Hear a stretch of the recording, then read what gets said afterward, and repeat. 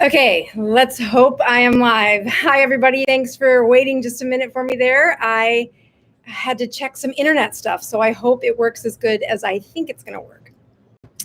I am going to click a couple buttons just to make sure I can see your comments as we're doing this. And let's see here. Go to here. We're going to do... I was trying to get to a pop-out chat. Let's see. That should work. All right. I think I can see your comments. I'm hoping I can see you. I would love to hear that you can hear me and see me.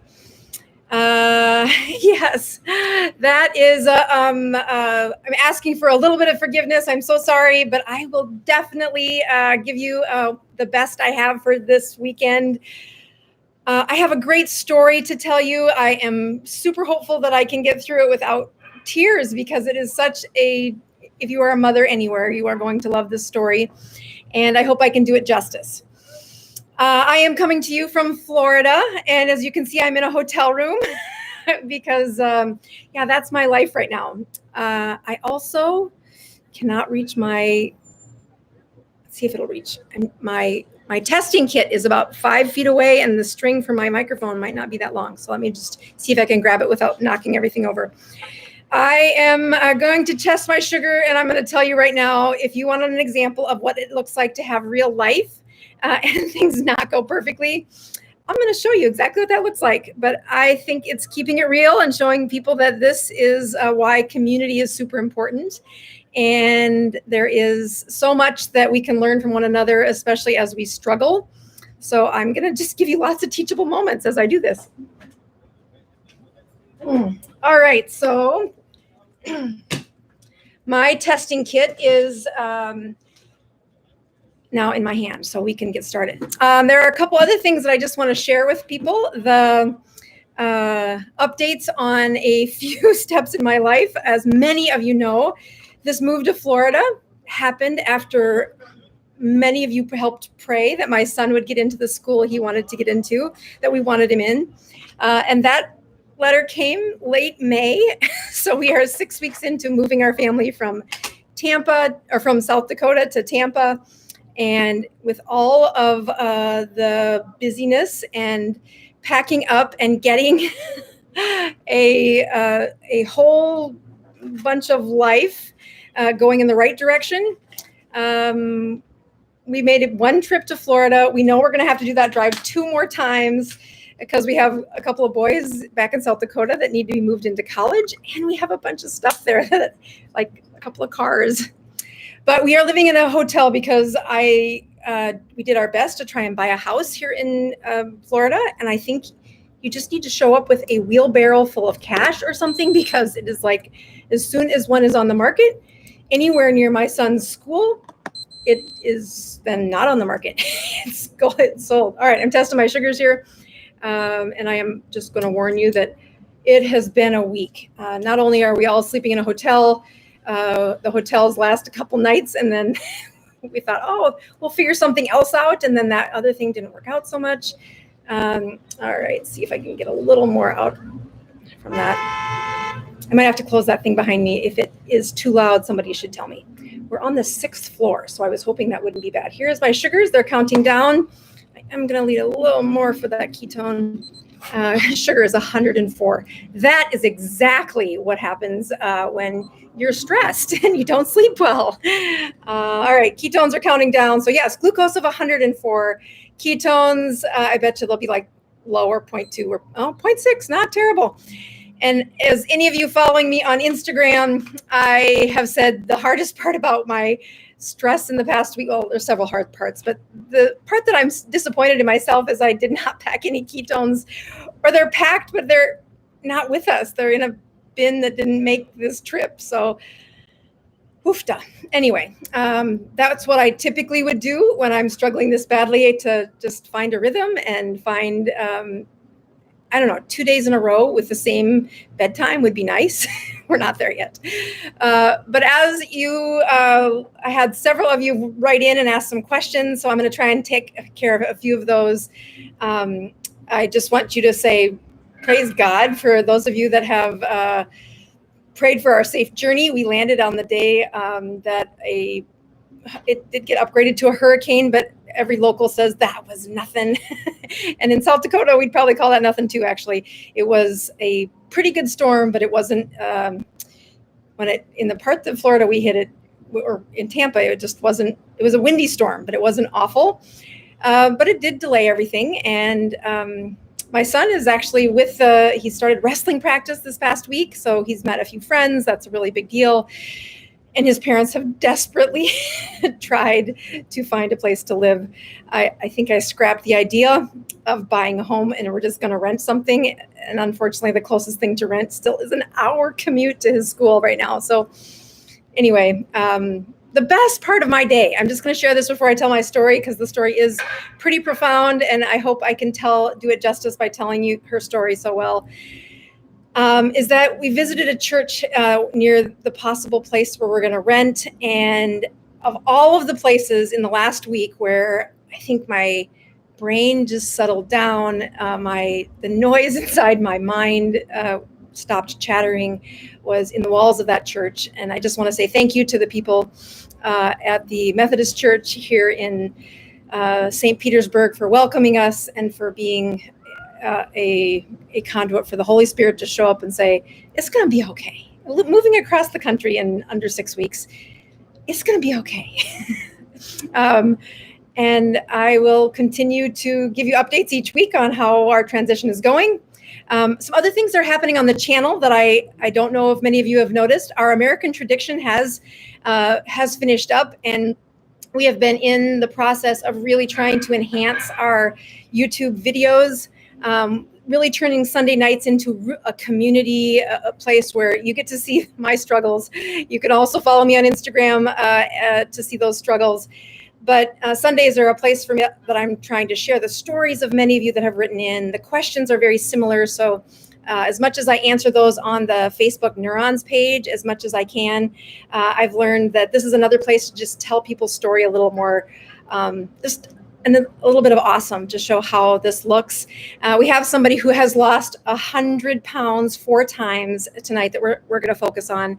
And her story is inspiring. She is the healthiest of the 400-pound weight losses on this go around. We're going to explain that a little bit.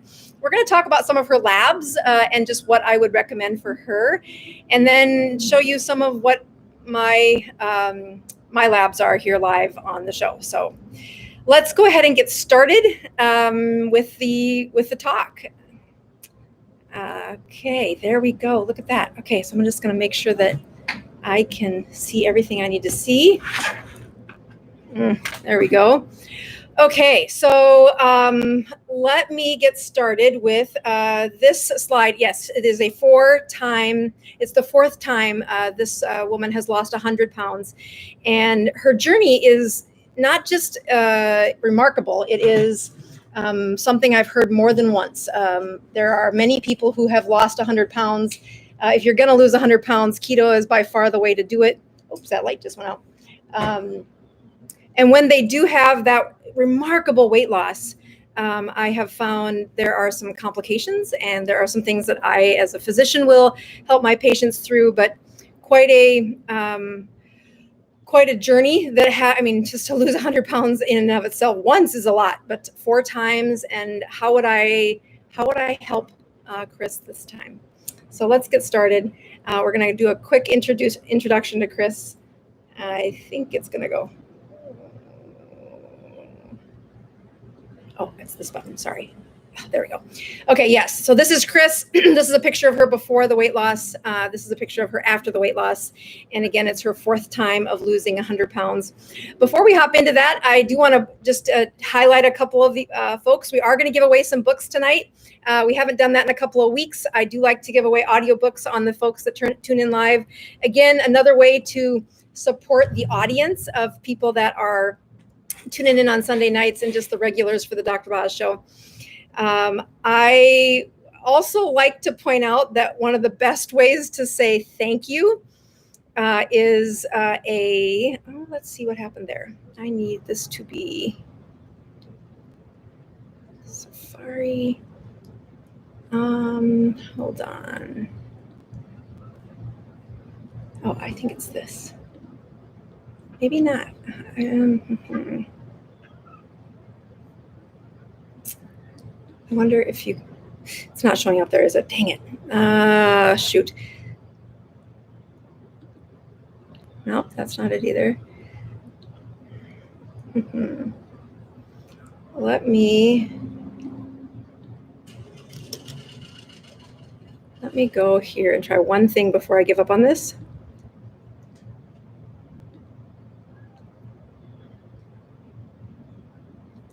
Just hang in there, hang in there, hang in there. I just think I figured it out.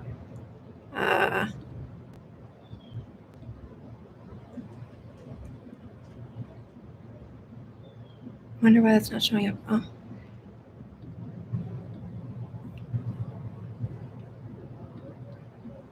Well, I'm not going to be able to do that. I was going to read you a review. I'll just read you a review without you guys being able to see it. It's an awesome review. And what they were able to share is that there are a couple things in the book, Any Way You Can, which is my first book that I wrote. I've had a couple of reviews in the last week. I just want to say thank you for those that have done that. And this review came in from Mr. Canfield, and he says, "There was nothing about this book I didn't like. It was riveting. I have done diets for my whole life, and this book really helps me have hope about the way to succeed. Dr. Bosworth wrote it very well, and I have shared this with other people." So thank you for that. Any Way You Can was the first book that I wrote. It is, again, if you're new to keto, if you're kind of saying, I think this is a ridiculous diet, that's a fad, that's what I thought too. Start out reading that book. By chapter 4, you will have at least some insight to the things that I really have been profoundly impacted by. The other thing I wanted to show is that there have been 60 reviews of the workbook. As many of you know, this past year has been filled with lots of grief from the implosion of my clinic while I was in Hawaii. Lots of you joined my online class when I was in Hawaii, but what was happening in the background was I couldn't see patients. So that mess unfolded. And then I landed back from Hawaii in the COVID mess, and 6 days later, my dad died. A few months later, my mother died. And in that process, I was trying to write a book. So I finally did push print on the book December 31st before midnight. It was honestly, that was a goal, and I was just bound at least to get that accomplished. And then I thought it would be no time at all before I would have the workbook out, which was always intended to be used in conjunction with that other book. And by golly, it took me almost 5 months to get that workbook out, but 60 of you have reviewed this, and I'm going to use some of the book tonight as I share how I might help Kris in some of the things that she should take a look at, or maybe just have her doctor take a look at. And the book was difficult to finish because I wanted it to be probably another 100 pages long. But what is there are the core processes and worksheets that I encourage my patients to use. It's been so well received locally, the patients that come to my support group locally, which I will be starting here in Florida. I won't be starting a clinic for several months as I kind of get my bearings with me. You have several things that need to be set up that take time, but it's absolutely okay for me, a licensed physician here in Florida, to offer a free support group where I live, which is what I've been doing in Sioux Falls. I will continue to zoom into that one as often as I can, but I'm looking forward to meeting Floridians and transitioning my identity, I guess. So I just want to say thank you for the people that have written those reviews on the workbook. And I just wanted to read one of them because it was, the title is what got me. It says, I read Consistently Keto and learned so much. I used to view keto as just a way to lose weight. I didn't recognize the importance of consistently practicing it. Dr. Boz explained the long-term damage caused by high insulin and the resultant inflammation in a way that really got through to me. Now that the Keto Continuum workbook is out, I am reading the book again while using it. The worksheets and diagrams help me go in depth and understand how and why keto leads to health and happiness. Wow. I just want to say thank you, Cindy. That was very generous. And again, I think all the negative reviews from the Keto Continuum are because the workbook took a lot longer than I was planning on. So we're going to talk today about somebody's brain who wasn't working well. She's had several setbacks in life, and I can relate. So let's get started back on Kris's story. If you're looking for a great way to say thank you, I am all about a book review. Please leave me a book review on Amazon. I have a friendly little game that I'm playing with Dr. Ken Berry about who can have more book reviews. He has Lies My Doctor Told Me, and I Have Any Way You Can. And I just would encourage you. I texted him that he'll have to visit me no longer in South Dakota. He'll have to come to Tampa, and he seemed a lot more excited about coming to visit. So if you leave a review for either of us, we are both physicians that stepped outside of the pack and said, boy, this just isn't getting our patients better. Lots more have followed on the process of advising patients how to use today's wonderful advancements in health, but not just to prescribe prescriptions, but really to make them better. And I would do nothing but praise Dr. Berry. All right, so here's a picture of Kris before and after that 100 pounds. We are going to give just a little bit of background. I'm going to do a pretty thorough job of trying to tell her story. And the reason for that has a lot to do with it. It isn't just her story that I want you to pay attention to. Many people have this story.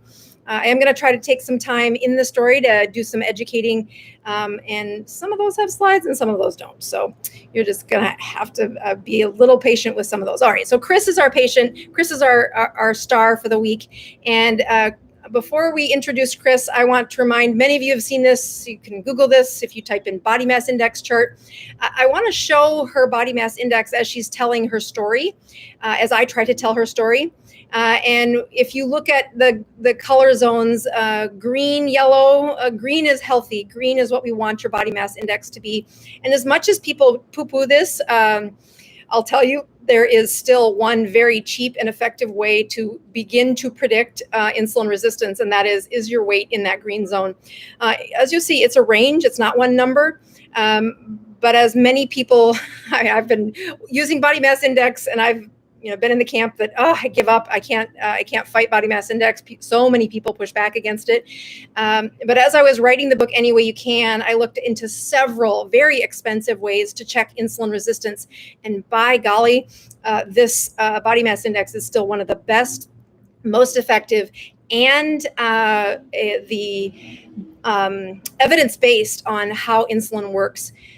It's great if you've never left the green zone, but if you're in the world of humans, especially in the advanced worlds of packaged food, many of us have drifted up into that yellow, orange, and even red zone. So let's begin by focusing on what happens when you're 5'6", which is what Kris is. So Kris's 5'6" height is what we're going to focus on. You'll see at the top there that she was born in 1953, and we're just going to guess she was born normal like all of us. But it wasn't long before her insulin was very sensitive to putting on weight.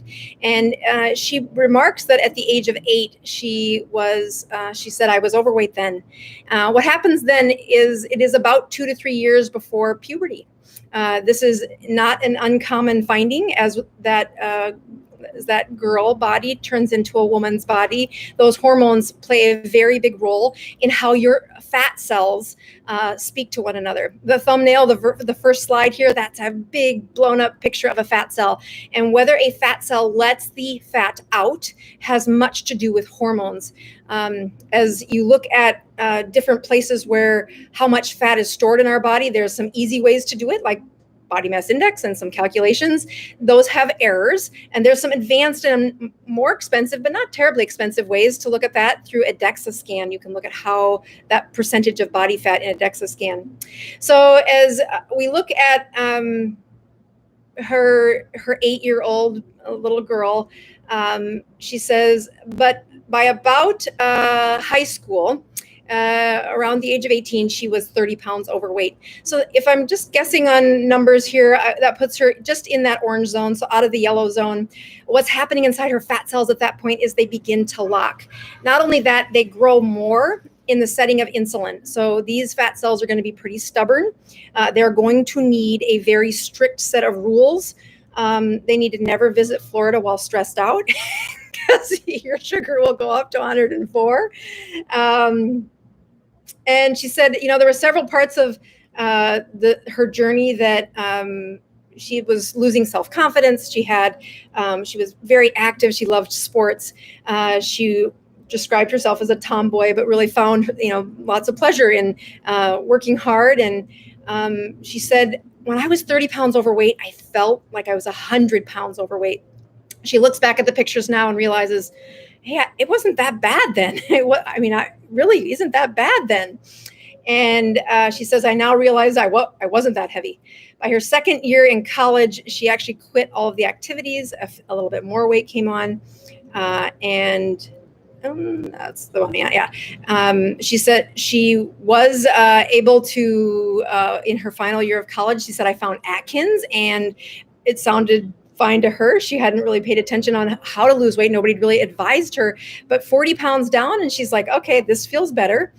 She got married and then she got pregnant, which is where we bring back to focus those hormones. Her baby grew fine and lovely, but her baby grew in the setting of her being overweight. And it's not to say that women should diet while pregnant, but it is to say that gestating a baby in the setting of high insulin does increase their risk of diabetes, increases their risk of obesity. So she has baby, and in that pregnancy gains 100 pounds. This doesn't do anything wonderful for her brain. Many of you have seen the show enough that I've talked about postpartum depression. Postpartum depression has a lot to do with hormones and a lot to do with high insulin states. That serotonin process cannot work very well when they're postpartum. One of the dangers of a time after a baby, after delivery, is the dramatic flux.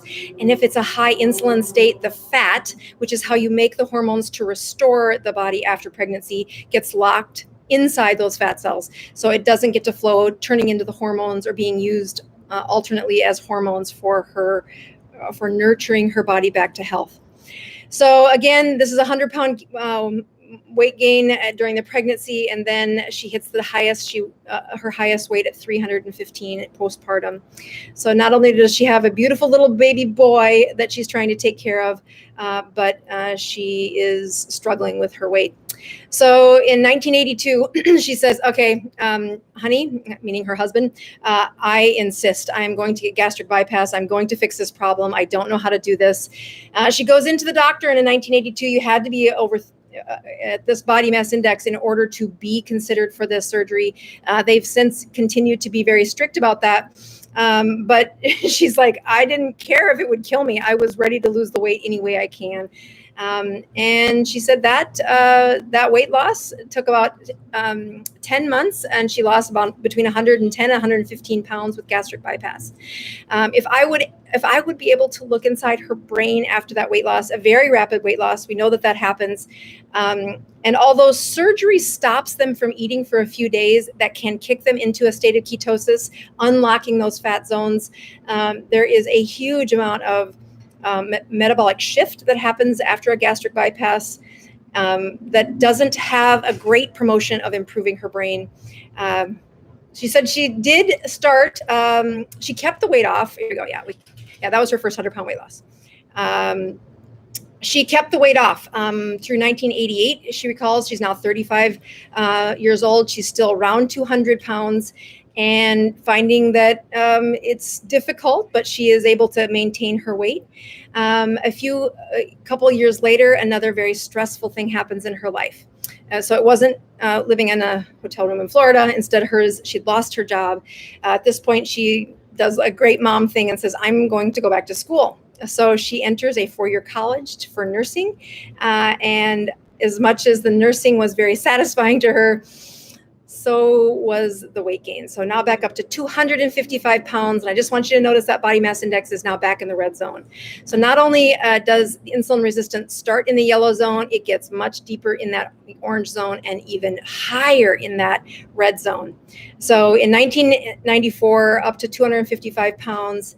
And then by the end of the next 2 or 3 years, again, in nursing, access to great healthcare, but nobody's doing anything logical or anything close to keto, anything about insulin resistance and how we know that we can hack that now, but we didn't talk that way in 1997. So she's back up to 300 pounds. She's only 44 years old, and she's got this energetic boy, which is the part that I think is the most endearing. She goes, she writes in and says, as the weight crept up towards the 300-pound mark in the late 1990s, my son and husband did all these fun things that I love to do. They went backpacking, and I stayed home. We went swimming, and I would sit on the sidelines. I would ride my dirt bike with them, but I began falling. And then when the tragedies started happening to her, like falling, she said, I started another diet, which is not uncommon. As she did that, just keep in mind, 1996 was another 300 pounds.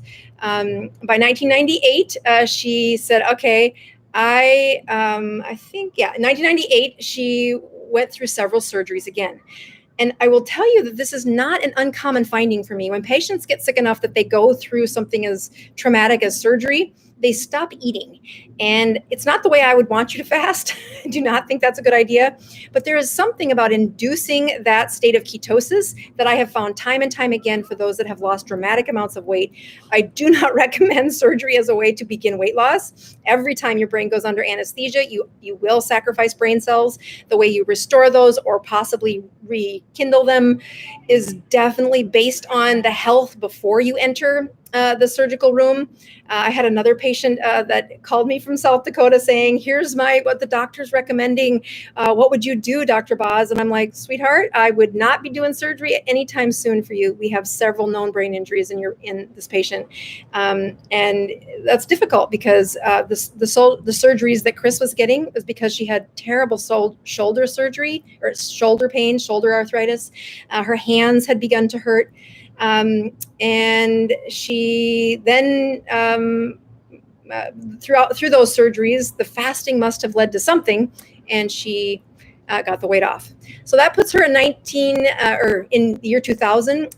Over the next 10 years, she steadily puts on that, what I call the stable weight, the weight that most patients put on as they age through their 40s and 50s. It is close to 7 pounds per year, and that's only 3 bites of high carbohydrate food during a time when their body can't lose it. Their chemistry is off. I would think of Kris's situation as having several brain injuries by now, not just from the surgery, but surgery during a time of high insulin. And then just that severe depression during the time when she had her son. Gastric bypass is also another risk for who are the patients that I really worry about when they come into the clinic, and that is those who've had a gastric bypass. It is very, there's some really important things they have to worry about. So what does she do as a nurse? She totally is my kind of girl. She walks into the storm. She does the opposite of what everybody is saying she should do, but she has this little memory in the back of her mind saying, well, it worked. I did this when I was, in my young 20s. That's how she probably got pregnant, is she took that insulin down, she ovulated, she got pregnant. Unfortunately, the hormone flood was pretty close to when she'd been insulin resistant, so it turned into a pretty heavy weight gain when that insulin rose during pregnancy. So she did Atkins, and she lost 100 pounds for the 3rd time. It was at that point where the story gets a little, not a little bit more emotional, quite emotional. But at this point, she writes in and says, I was able to maintain in 2011 a pretty solid weight, get this, with a liquid Diet Coke diet. Not the first time I've heard that either. She said, I felt good. I felt strong. I just needed my Diet Coke. And that's really where her nutrition came from. This would have been a great time to measure some of my, what I call biomarkers that are cheap. And those are the ones you can do at your home. We'll talk about those in a minute. But definitely, she fluctuated 20 pounds. And by 2014, she was slowly starting to gain again, now up into that 215 range. By Christmas of 2014, she gets some very, very tragic news. And again, this is an example of what happens when we have setbacks. What happens when our community is there to help, but cannot possibly understand the depth of the story. She goes, on the eve of 2014, our son called me and told me that he was diagnosed with cancer. She did what every mother would do. She dropped everything, canceled her life, moved to where her son needed her, had a daughter-in-law and some grandchildren, and her son was only 35 years old at that time. Non-small cell cancer had metastasized. Lymph nodes were choking off the bottom of his esophagus. Several complications happened throughout his story, and it takes him months to get out of the hospital. He ended up in a coma. He had a tracheotomy. He had these 4 beautiful daughters that now needed a dad, but his dad was super sick. So grandma showed up and said, let me see what I can do. But as you might imagine, this was difficult. So, there's a daughter-in-law involved. That daughter-in-law is going through the grieving of her husband. She's about to be a widow if things didn't change. And, finding the journey in all that was very difficult. By the end of the year, the cancer had returned, and it was 1 year after the diagnosis that on January 10th that her son died. And I had a picture of that. I think it's going to be in a couple of slides of her son, beautiful son. And like any mother, she was heartbroken. She said, I started drinking and eating my way out of my depression. I couldn't find any comfort. The only thing that had ever really comforted her had been food. And the grief left her with the saddest heart. I can barely say this story without crying, imagining what it would be like to have that story. And I've had plenty of them run through my clinic going through the tragic stages. So she says by the end of 2019, she just barely was starting to feel like she could wake up again. And then, of course, COVID hit. She saw her doctor about the time COVID was unfolding, March of 2020, and she was back up to nearly 300 pounds. She's now 67. So this changed the equation. At 67, she said, okay, she had some success with weight loss. By September of that year, she had lost 30 or 40 pounds, but nothing. She said, I described my health as horrible. And I can't even begin to explain what that must have felt like, knowing that her story has an ending we'll get to in just a minute. I am going to go to a couple of. All right, so what I wanted to share with you that I did not put in the slides is that she wrote in for some of her labs. Her weight loss over the course of 2020 started with trying to figure out how to do Atkins again. And somehow she came across the YouTube information. She dove into the course. She dove into finding herself a community and has really been working through her journey. That beautiful picture of her is at her current weight, which is, I don't want to get this wrong. She's down again over 100 pounds. And I don't want to tell it wrong. I'll find that way. If she is here, she can. If she would just give me an assist by saying what was the weight. I have all the other stats that I was hoping to talk about. So as she was watching the channel, she tuned in on a Sunday night and she texted me a question and I answered it live. She describes that she had gone through several times where she'd lost weight. She had a gastric bypass. Oh, she says, oh, there she is. Yay, Kris. She's down to 169 pounds. This is the lowest her weight has been since I think college was the part I remember. In May of this past year, she had some labs checked. But before May, she had written in, this was December of 2020. She'd only been on the keto diet several months, but had lost a significant amount of weight, and she was stalled. So I've written over the last few weeks with some of the heroes, warning one hero what to do about a stall, warning another hero what to do now that she's at a pretty stable weight. And in this situation, I thought it would be great to kind of play on this trifecta, one that is about to hit a stall, one that was stalled and at her ideal weight, and one who says, by golly, I have lost this 100 pounds 4 times now. How do I not gain it back? And in fact, I still have some weight to go, I would recommend, with just looking at her body mass index. So the first thing I told her to do was take a guess. She had never fasted.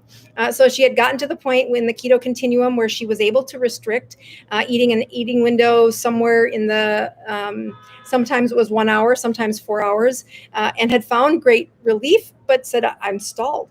And the reason I put so much energy into showing that time, line of body mass index is I really want you imagining if you've had a struggle with weight, had a struggle where the weight has come on and it sticks. It isn't just a calorie component. We could go into calories. That's not something I like to talk about to any of my patients until they're either very advanced or we're really working for something like anti-seizure or one of the cancer protocols. Instead, in a case like Kris's, where she's lost multiple weight, she had dropped, I think it was 60 pounds at Christmas time, and was able to then say, now what? And then I say the F word. I tell her, honey, you need to fast. And the reason she needed to fast was because her fat cells were definitely linked to the resistance of insulin. How do I know that? Because of those years spent with that high level of body mass index. And there's a whole bunch of things I could do to test and see exactly, but none of them are going to do they're not going to change the advice. The next advice was your fat cells need a break from any insulin. And the lower that insulin gets, the better you will do. Her hemoglobin A1C was something that she had checked in the past and had been higher than it should be. It was in May of this past year. So now she hears about the fasting. I probably grieved a little bit saying, oh my goodness, I don't want to do this. And then she succeeded though. She said, I did 4 36-hour fasts. We do that as a teaching skill. 36 hours really is only one day. And if you can read that book or read the workbook, I really want them practicing that skill. It doesn't take long before that 36-hour becomes a 48-hour. And for people who've never fasted, they say, oh my gosh, I can't do it. I can't do it. And I'm like, just don't say that. You come from thousands of years of evolution, and that just isn't true. You can fast. You just can't. Kris couldn't have fasted the first day that she came out of that grief. Kris couldn't have fasted the first day she came out of postpartum depression. She needed to raise the hormones within her body. They needed to circulate. They needed to not get siphoned right into a fat cell. And how does that happen? She had to first lower the insulin. That lowered insulin came from dropping the carbs to 20 or less per day. Don't look at anything else. Just stick to those carbs. Once that body starts to keto adapt, that means something. It's not just a fancy fake word that says, oh, I'm at a different level. It means that the hormones, if I would inject estrogen into her blood, they wouldn't be all rushed into a fat cell. They would actually get to stay present. If I would give a man testosterone and then check it, if they have high insulin, that we keep upping the insulin and upping the insulin. We keep upping the testosterone. Why? Because the insulin is fighting us. It is putting that fat soluble hormone into storage, into the fat cells, not allowing them to impact their brain and their endocrine system the way they should. So Kris bravely did 4 36-hour fasts, and then she did 4 48-hour fasts. And then comes the best part. She then started doing 72-hour fasting. And she said, I've only missed 2 or 3 weeks of fasting. Usually I make it to 72 hours. Sometimes I don't quite make it there, but the process of gaining that skill, really what she was biohacking, what she was learning is a skill that she should have had someone hold her by the hand and teach her long ago, which is to conquer this journey of food addiction. I would never ask somebody who is in the throes of an alcoholic rage to suddenly give up alcohol and say you're going to be perfect tomorrow. I would get them in a community of people who have also learned how to handle this struggle. Just like Kris's journey has had several setbacks and has had the most tragic thing a mother could do is lose a child. That deep depth of her sadness turned into something very important that we work on the Dr. Boz channel, which is finding her why. And her why is those 4 beautiful grandkids, that she knows that there were years that she did not get to be her best version of herself because she was too heavy, because her arthritis was flared, because that inflammation that is definitely fueled by high insulin could not be addressed. Could not be reduced. No, I can give you steroids. I can make you feel better for 48 hours, but I can't do anything close to what your endocrine system can do in a situation for somebody who has chronic inflammatory disease. So we're going to do one more thing. I'm going to say these numbers out loud, and then we're going to go to the workbook really quick, where I hope she has, I'm going to need somebody to get their calculator out. So if you can help me. So some things that she talked about is in May, she had these labs done. Now she's been fasting every week since Christmas. That's 5.5, maybe 6 months of fasting by this point.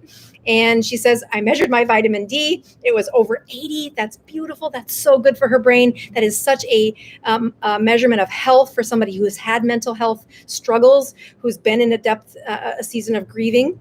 She had a hemoglobin A1C of 5.1. We're going to see a graph of that in just a minute. Her ferritin was it was like 170.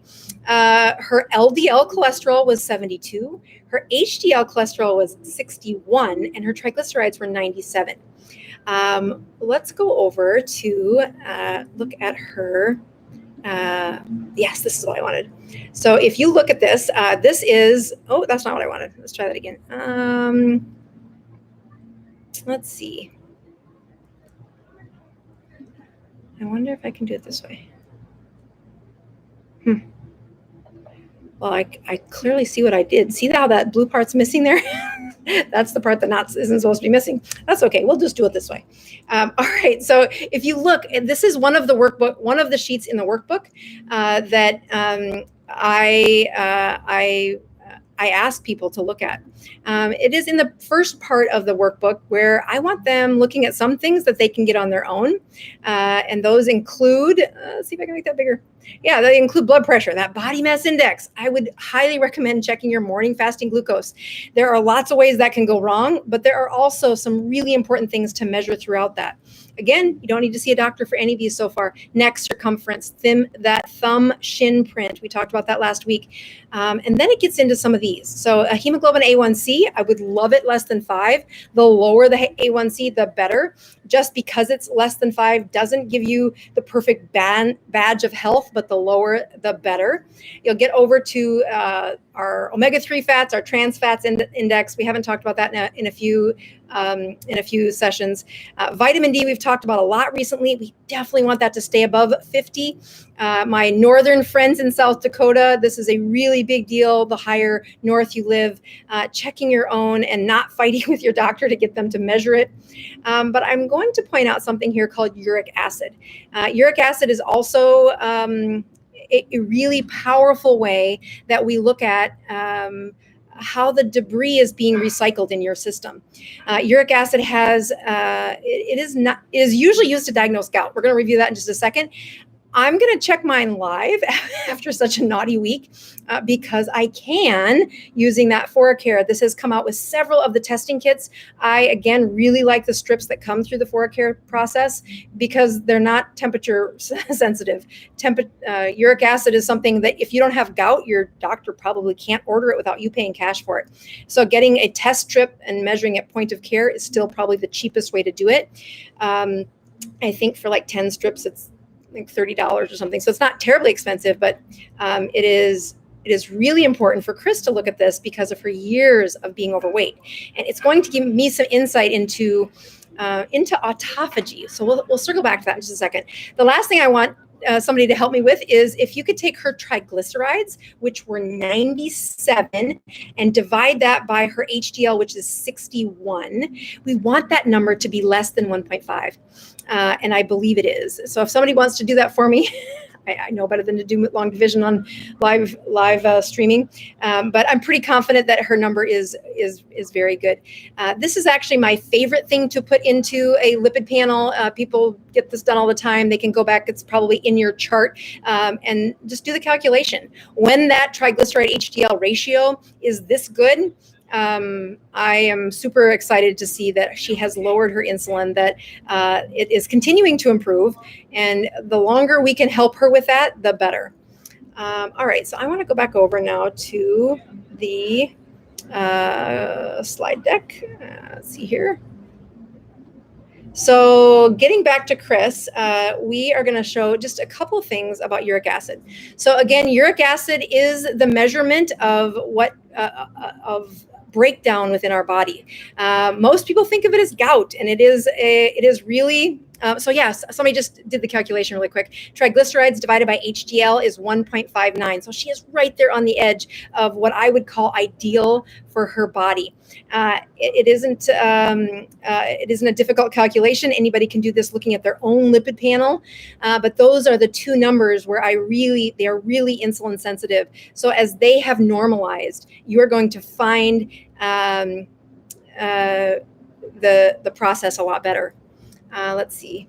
Let's go to, all right. So as we look at this too, I want to point out that her 5.1 hemoglobin A1C is an average sugar just around 100. That really does change when people get their A1C checked. I like to think of the A1Cs that if they get it below 4.5, they are reversing age. And if it's between 5.5 or 6, they are they're aging faster. The higher that goes on the scale, the quicker it fasts, the quicker they age. Looking at where uric acid usually shows up is in a joint, but it is in your system. Your body is constantly getting rid of the extra nitrogen in your system. It does that through uric acid. When you eat meat, people say, "Oh, if you have gout, you can't eat meat." That's just not true. Now, what we really want to do with a uric acid transition, somebody with high uric acid, is we want to lower their insulin. But what we can do in Kris's case is she can measure her uric acid, and it can be a predictor of really how well her system is progressing. This is that picture of her son. Look at that smiling boy. I have a son with red hair as well. So as I listen to her story, I also love that their t-shirts say that it's their last name and then the word tough. So they're Hood Tough. And this is when their son was fighting cancer, doing their best to be the kind of parents that said, you know what, we will drop everything. We will be there. And now Kris is finding a way to do that for her grandkids. The medical conditions that show up with uric acid are high blood pressure, renal insufficiency, heart failure.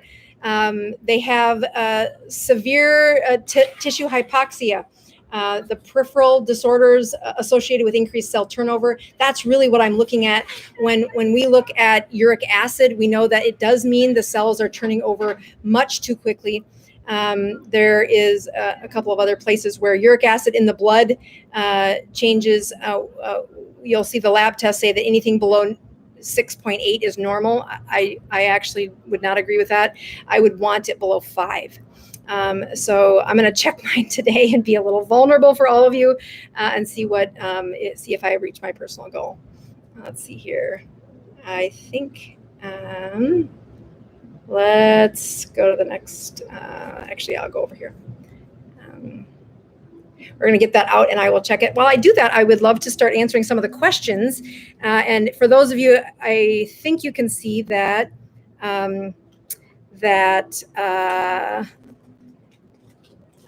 Kris is on tonight. So thank you for joining us. I'm just going to show, this is what the uric acid test strips look like for 4K. Can I get it in the light without you seeing it? There we go. Anyway, uric acid, that's what they are. So just like what you do with ketones, you put in the little calibrator, and the calibration of your uric acid is, or the calibration of your machine happens when you get your test strips, and then you can check it just like you would check a glucose. So I'm going to look, put this in my my little floor care thing, and you can kind of see that. It's just going to set. I'm going to also take time to prick my finger. And there we go. So yes, uric acid is something that when I teach patients about this, especially point of care, you cannot be in a long-term fast when you measure this. The long-term fasting, think of this as increased cell turnover because autophagy is happening. We look at that Dr. Boz ratio as you fast, and as the Dr. Boz ratio gets lower, that is a way to lower your insulin. That lowering of your insulin becomes a measurement. Can you see that? Can you see that? There you go. The lowering of your insulin becomes a way to that will impact your Dr. Boz ratios. Yeah, there you go, 4.0. So there are a few things I'm doing right. So again, I checked it last week. It was closer to 5, which I didn't like seeing. The other 3 times I checked it, it was around 4, 4.2, 4.5. Anything under 5 gets an A. You get an A+ if you get it under 4.5. So how would my uric acid be this low? This is a sign that well, I'm probably not turning over any cells right now. I'm not in autophagy. My sugar is over 100, but I have been. I've been fasting for the better part of 4 years each week. Follow me on Instagram to see what my numbers are. You'll notice there was an absence of numbers last week because I did get 36 hours in a couple of times. But if I was fasting, you wouldn't want to test that uric acid more than 12 hours after that last meal. I mean, maybe 13 hours, you could still check it. One of the reasons why is that as your body, especially a keto adapted body, gets into those extended fasts, which are longer than 24 hours, close to 36 hours, it is recycling protein.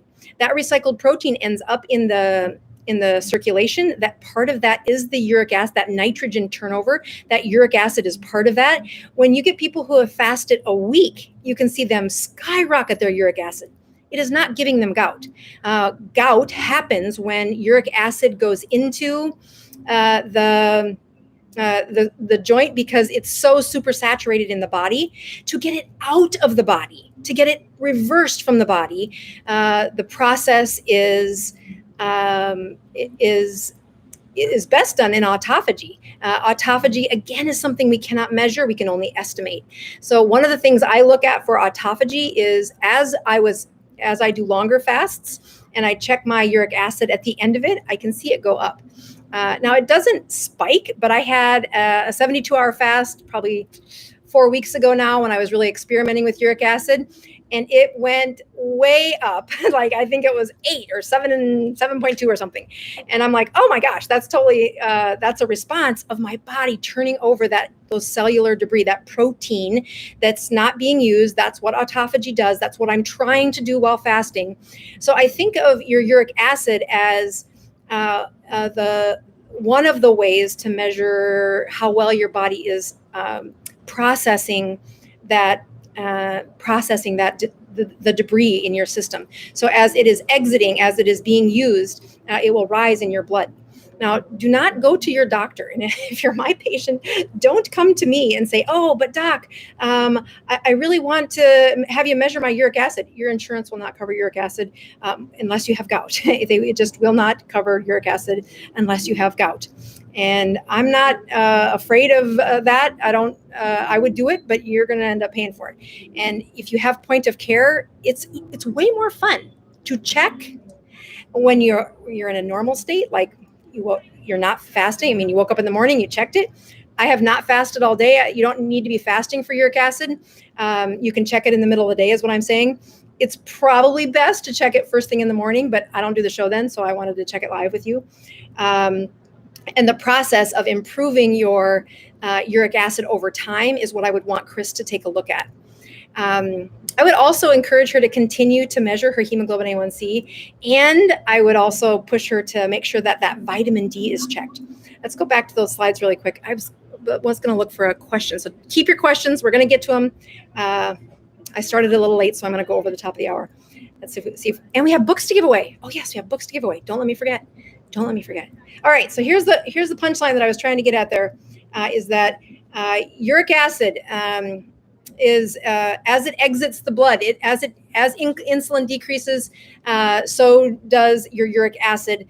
The one caveat is extended fasting will raise it. It is one of the ways I measure personally my autophagy during a fast, is how well I can boost my uric acid, how well am I cleaning out the debris within my system. We've said several times that having the process of looking, let's just go back over here for just a second. Having the process of looking at uric acid in real time and looking at it in your life has been something that wasn't available until just recently. Again, ForaCare is one of the companies that has a uric acid point of care test.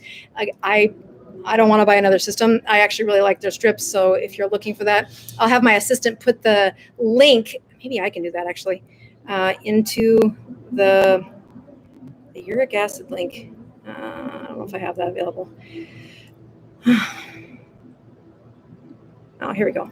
So there are a couple of, let's see if I can do that into the chats. It worked. Okay. I think it worked.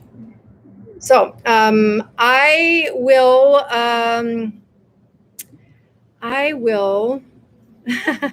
look at a couple of other. The gastritis question is the one I keep seeing pop up. Boy, is it hot here in Florida. I'm sweating. All right. So let me actually go and finish giving away the books, and then I will come back and do a quick answer of questions. Okay. I thought I'd be able to find a good question there right away. I saw it earlier and I can't find it right now. I'm so sorry. I got to learn to talk less about the people that write in, so I have more time for your questions. Again, this is a learning curve. I continue to humbly say thank you for showing up on Sunday nights.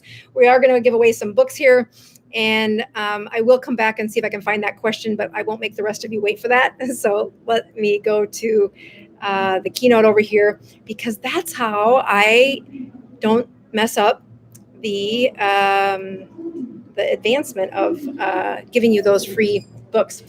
For those of you that have not heard from Michelle recently, Michelle was the star, the talent of our American Tradition. That was our documentary. And as I said earlier, we've really been working on improving our storytelling inside the Dr. Boz channel. That's really taken the volume of videos down that we're putting out right now. Know that we're working on that. It is a process. It's a new learning curve for me. And did I mention I'm moving? So it's been a little unstable. I am the rate limiting factor right now. I have a great team around me who's trying. Michelle is one of those who has been helping on the team, really organizing our playlists. I don't know if you've seen the Dr. Boz channel, where we used to just have three major, like 80 videos in a playlist. And Michelle has really organized them into playlists that are just 2 or 3 videos that kind of have the same theme or have the same topic. So we really hope that you as audience members have maybe noticed that, or maybe taken advantage of that, but it makes it easier for you guys to find things and find other videos that we have out there that are similar topics.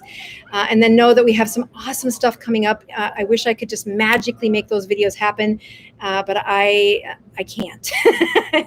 And my poor team continues to miss me. So following Michelle, she is just back from vacation.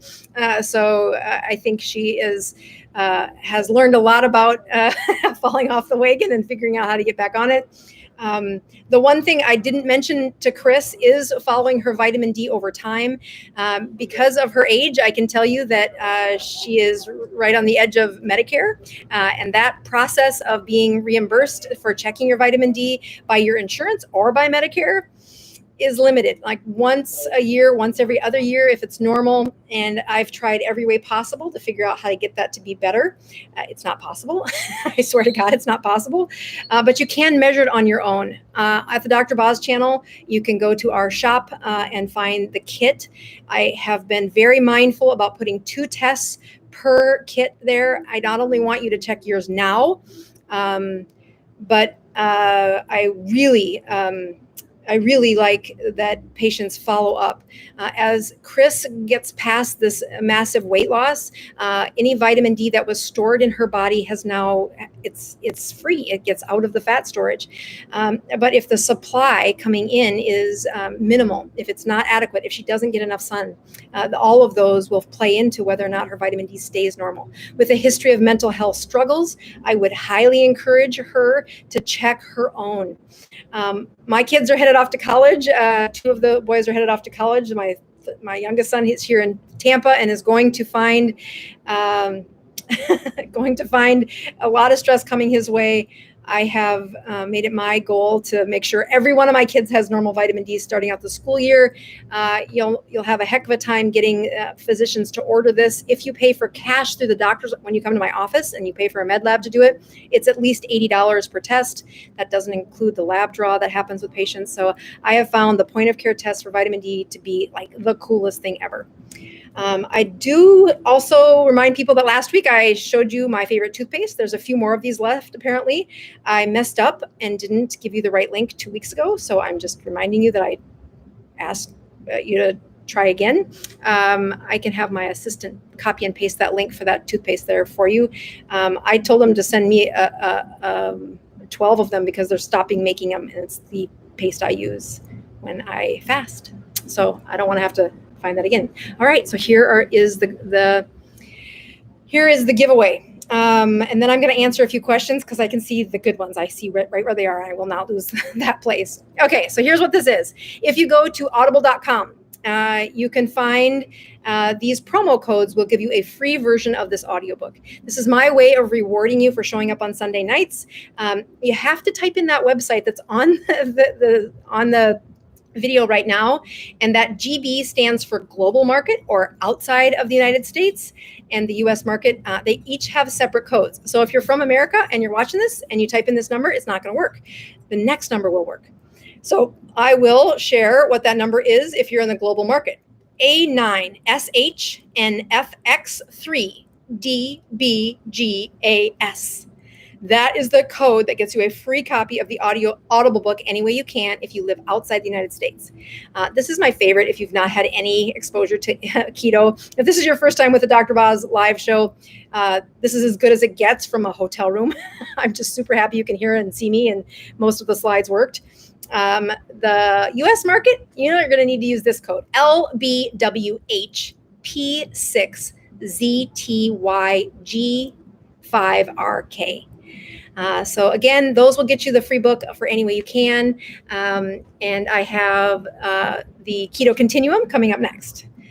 So same thing. Global market is going to get you one version, and the US market is obviously in the United States. So global people, MAQE3YDR8KCKQ. And then and for those of you typing it in the chat, that's not how it works. You got to go to that website. You got to type in audible.com or audible.com if you're in the United States, audibleco.uk/ACK promo. So I put it at the beginning of the show, and then I give it to you again at the end. And it's the same link every week. So just keep showing up. I try to give away 4 books every week, 2 of Any Way You Can, 1 for US, 1 outside the US, and 2 of Keto Continuum. I really appreciate you guys showing up to the show. And these are the easiest ones to give away live because you got to show up live and you got to be the first one to type this in. So here we go. Ready, set, QYLTXP97DMNHR. And if you do get the book, I love it when you share that you got the book. I like giving those away. I appreciate those of you. I'll tell you, running a medical clinic has been something I've practiced for a long time. Running a YouTube show is different. I'm working on it. That's not what I wanted that to be. I want that chat to come back over this way so I can see it. And we are going to go this way to get to the chats, and I'm going to read these questions out loud. So for those of you that want to ask a question, you typed it in a little bit ago. I'm going to scroll back and find it and read it out loud here. Okay, so there was a couple of them. Let's see. I like the one, the happy camper who says, can you get weight control pills? Okay, so my weight control pills are BHB pills. Honestly, you don't have to make ketones. You can swallow them. That is not that's not good. That's not going to work forever.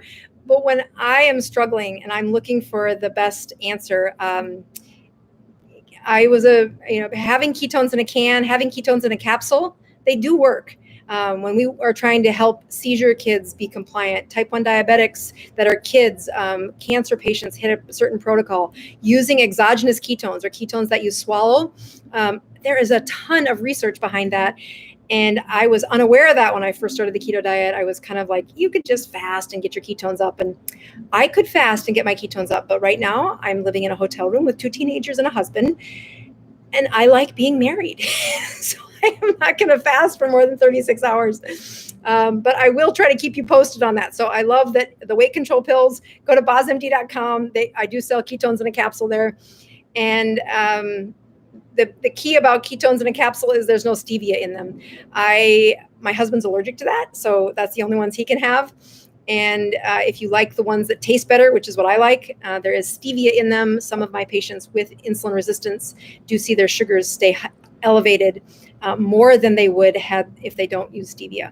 So it takes a lot of pills to get the effect, though. So be sure to measure. Most Sunday nights I'm measuring. Okay, so I have a great question here. Dory says, when will you start your new group in Florida? As soon as I'm not living in a hotel. Again, I am new to a community, so I am looking for a place just to find my feet. It's really been stressful.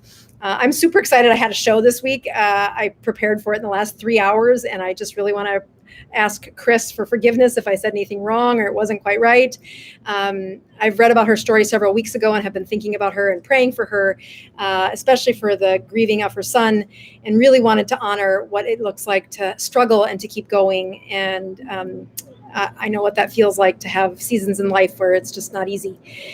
But as I'm here in Florida, I will look for a community of people. Like right now, it looks like I'm going to live in one place and work in one place. So maybe I'll have 2 groups, one close to my home and one close to the office. I did get an office, so that was easy. But dang, yeah. It's so when will I be getting and the next question somebody asked me is, will I be setting up a practice in Tampa? I will never not see patients. I think God has called me to do this. It is part of what I love doing. However, the last time I set up a medical clinic, I was closer to 35 years old. Now I turned 50 this year, and I am going to be very wise about setting up a medical clinic. And that is, I need to not push until I get a few things under control in my life, which is a teenage boy at 15 who needs a mom, participating in his school, being the kind of mom who shows up and doesn't have a huge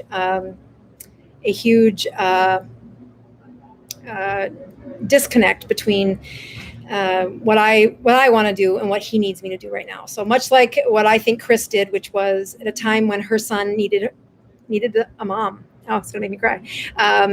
She sacrificed everything, and I had a mom like that. I had a mom who would stop everything and say, "I'm here for you, my biggest fan," and I miss her dearly. And as I transition to a new community, I know that the groups I do are for free. It is a place where I get to practice medicine, not practicing medicine. I get to be in relationship with people. I really do believe that you don't need a doctor for a keto diet. That's part of why I do all this stuff for free. I write a book that says, just follow the workbook. The secrets are in the book. I write a story about a pretty normal guy who is struggling. And then I give you the workbook that I made him do. And I praise God for his courage to say yes when I said, can I tell your story and use your struggles to help other people? And he said yes.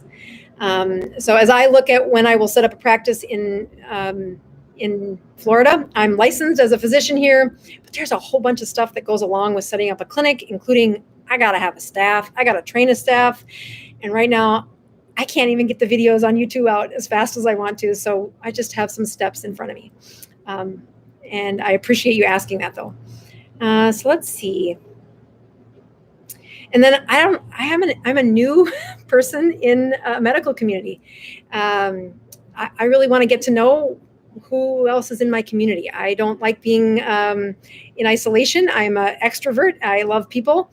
So my son's school is in Tampa. It's like near the airport. And he is super excited, and I'm super excited, and my office will be near where his school is. But I don't know. We don't have a house to rent yet, so we are trying to figure that out. So I appreciate those of you that are praying for me. I appreciate those of you that stuck around to the end of this show, because we are 15 minutes over, and I was late. So God bless you, and I will continue to show up on Sunday nights, improving your health one ketone at a time. And again, if you did get that book, if you get the audiobooks, I love seeing who gets those in, who got the code that made it work. So, all right, I'm going to sign off. That's enough of me talking. Hold on here. Let's see. Oh, here we go. Okay, this is for real. This is the part of me turning off the live this time. See you next week, everybody.